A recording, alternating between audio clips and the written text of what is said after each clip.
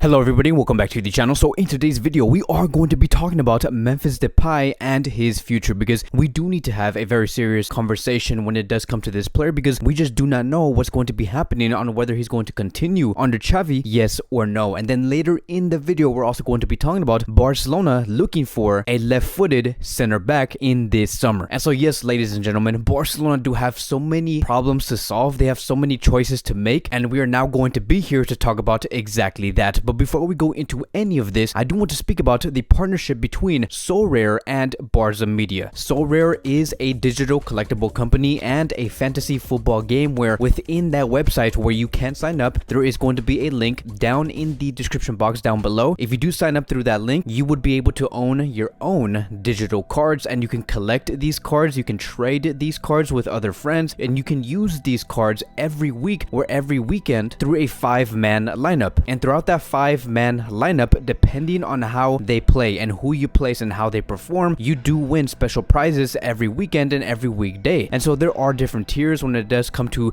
these collectibles. There is the common tier, the limited tier, the rare tier, the super rare tier, and the unique tier. And because Sorare and Barca Media have been able to negotiate a great partnership and negotiate a great deal for the audience here within this YouTube channel, if you use that link again, if you do buy a total of 5 cards that are on auction within that website in Sorare, you will win one free limited card. There's only 1,000 of those digital cards on whatever card you do win, so it is a very exclusive deal, a great deal as a matter of fact. I'm very excited to introduce the Sorare company to you guys. I hope you guys do enjoy it. You guys can also follow my account. I'm going to be placing my username here on the screen, and you guys can see how I do play every weekend, how I set my 5-man lineup, and what type of rewards I do win. Just add me, you can follow me. It's going to be a lot of fun. And I also do want to thank the Sorare company for supporting a content creator. But now let's get back into the video. And so look, like I have said, the future of Memphis Depay, it is very unclear. We have talked about many players before. Like I know that we have talked about how Frankie de Jong could be leaving or staying, Busquets could be leaving or staying, and just many players in general, right? But the reason why we have been talking about so many players either leaving or staying, it is because we are getting very close to the transfer window, and this season is almost basically wrapped up. We just do need to secure one of the top 4 positions, and we do have already enough data to understand, okay, who's going to be staying or who is going to be continuing. And when it comes to Memphis Depay, it does say here, according to Mateo Moreto, since Memphis isn't a priority in Xavi's plans, Barcelona will try finding a solution this summer. Other options in other countries as well, but many Premier League clubs are eyeing this situation. So I'm not surprised to hear that Memphis Depay could be leaving within this coming summer, and I'm also not surprised that Xavi is not standing with this player, because I understand that throughout this whole season, right, to this overall season for Memphis, there has been moments and phases through the season where he has been injured, but there has also been many times where he has not, or he did show that once he was on the field he was lost, or he did seem like he was out of it, and especially under Xavi Hernández. And I don't know if it has to do with like the type of game that we are playing. Maybe he's just not interested, maybe he's not motivated, maybe the role that has been given by Xavi Hernández, maybe he doesn't understand the role. And I get it, right? Like I get that playing at Barcelona is very, very difficult. Not every player does make it in Barcelona. We have seen that historically. But one thing is very clear when it comes to Memphis Depay. I just do not think that Barcelona need someone like Memphis. There is not enough necessity for him to continue at Barcelona. Why? It is because of this. If you're asking me, Kevin, we could place Memphis on the left wing. Well, we have Ansu Fati and we have Ferran Torres, 2 players who are destined to become great players for many years. Then you might question, no, but Kevin, he could play on the right wing. We also do have Dembele on the right wing, and we also do have someone like Rafinha who could be coming in. And we also forgot to mention someone like Adama Traoré. And then another question is going to be this, no, Kevin, you're wrong. He could play as a number 9. Memphis Depay clearly has shown that he cannot play as a striker within the Barcelona system, and especially under Xavi Hernández. Memphis is simply not that type of player. His best bet would be on the left wing, but we have 2 players like Ferran Torres and Ansu Fati who are doing very well. And so I do believe that Barcelona are looking at this and saying, okay, why would we keep someone like Memphis when we can just sell him and replace him for another player, and a player where he can fulfill one of the areas that do need to be strengthened. And so Memphis Depay's contract does end in the summer of 2023. This would be the only summer, right, within this year where we can sell him for a profit. And so there is so many sporting and financial reasons on why we should be selling Memphis Depay in the summer. Now, if you were to ask me what are the chances of him leaving, I would give it a 90% chance that he would be leaving out of 100 100. Memphis has also shown to be a player that needs a lot of minutes to be effective to score goals, which is why I do think that Memphis is going to be saying, yes, it is my time to move. Now, what do I mean by that? What do I mean by Memphis Depay needing a lot of minutes to be effective? Well, let's take, for example, Ansu Fati. Ansu Fati is a special player for a very big reason. Like a tremendous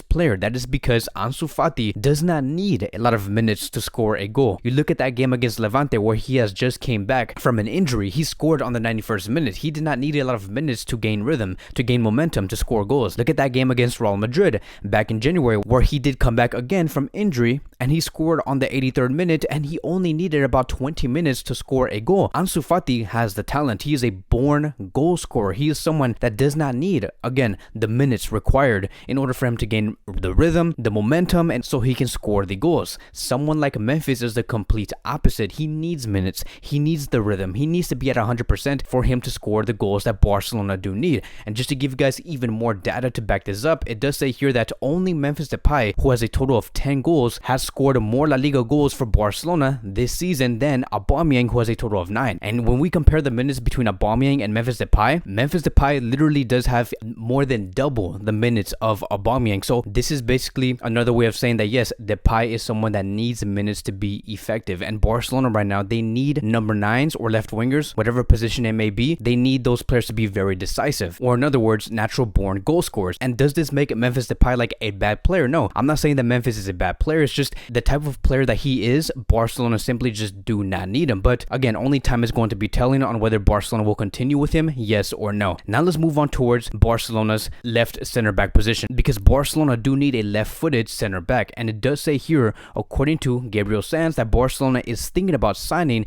a left-footed center back this summer. So one of the reasons on why Barcelona are going to be looking for a left-footed center back, it is because they are planning on letting go of Samuel Umtiti and Lenglet, whether it's a loan or a sell. Xavi has said that these two center backs are not enough, they're not good enough, and it could be for like multiple reasons. Samuel Umtiti maybe has some physical reasons that he cannot get through. He is very slow when it comes to his movement on the body, on the ball. And then when it comes to Lenglet, right, it takes a lot for him to shift his body in order for him to distribute a pass. And I don't even think that that is the biggest problem when it comes to Lenglet. I do think that one of the biggest problems for this center back is how he reacts under pressure, because he cannot handle the attacks and the pressure coming from the opposition. We have seen Lenglet commit so many fouls inside the box or outside the box, or give out so many penalties that went against us. And so I do think that Xavi Hernández is looking for center backs who are intelligent, someone who can handle pressure and take on players inside the box, center backs who are very mobile. So if Barcelona had, let's say, 30, 40, 50, 60 million euros to spend within this summer, where would I invest that money? I would also say, yes, we should bring in a brand new center back and a left-footed center back, because we have Piqué, who is 36, Araujo, who is obviously always going to be available, Eric Garcia, Christensen, but we do need an extra center back who can play on that left side. And the only two center backs that do come into mind is Lisandro Martinez from Ajax and Pau Torres from Villarreal. These are the two best options that Barcelona could go for. These two center backs have also had great seasons. When it comes to Pau Torres, he does play for Villarreal, and Villarreal are in the semifinals of the Champions League. Like, there's a very big reason on why Villarreal did beat Bayern Munich. That is because they had a great defensive game, and Pau Torres, alongside his partner, were doing very well on that defensive line. And so when it comes to comparing these two players, of course, they're going to be having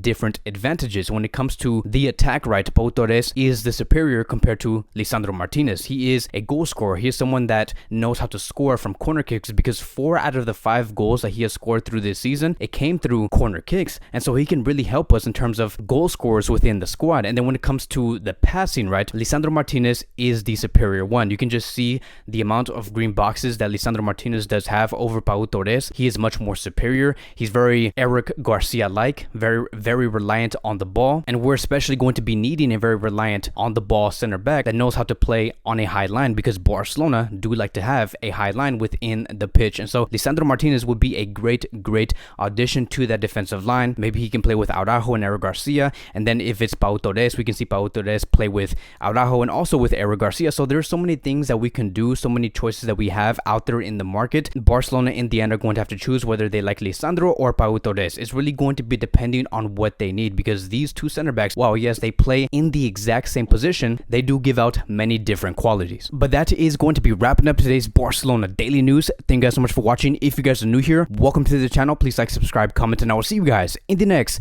video.